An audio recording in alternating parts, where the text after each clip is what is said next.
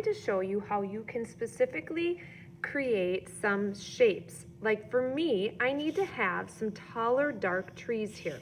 So what I did is I considered the outline shape of those trees and I tore a line in the shape of those trees.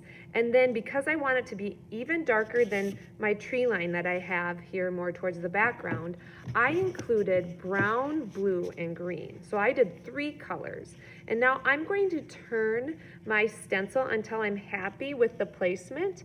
And I'm going to just hold it like that with one hand, and then using my finger again, I'm gonna pull down. I kind of need to really support it and really work those colors in. So here I'm mixing 3 colors at once, and I'm just gonna kind of move it in multiple directions.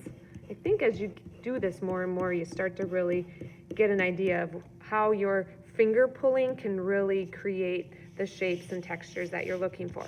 So here I have one of my trees that is specifically kind of standing out.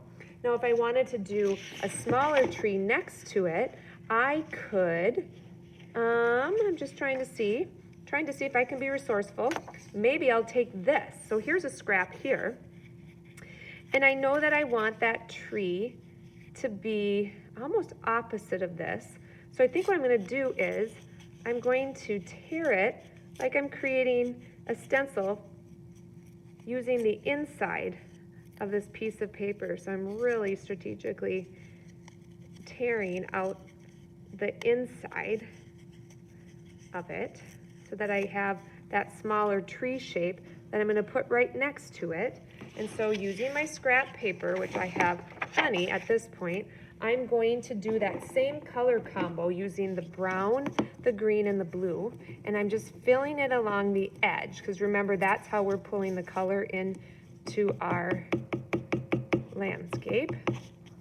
This one's a little more delicate because there's less paper, but I can do it. So you can get as creative as you like with this technique, especially as you get more comfortable. You could also have somebody help you do this. So maybe you're good at putting the color down, but you need someone to help you maybe tear the paper or even help you give some ideas of how to get started. All right, so I've made that. It's like a stencil using the negative space. And now I'm going to very carefully hold it with both of my hands, and I can readjust it. It's more of a delicate stencil. And I'm just gonna carefully pull those colors down. Whoops, look, I even ripped it. But that's okay, I'm gonna just keep using it because I just wanna get that smaller presence of a smaller tree next to this big tree. All right, now I'm gonna hold this part. It's just gonna take all my fingers. But it's coming along there. All right, I'm getting it. All right, there's my second small tree. All right, so you can get pretty creative and inventive with how you're making your stencils.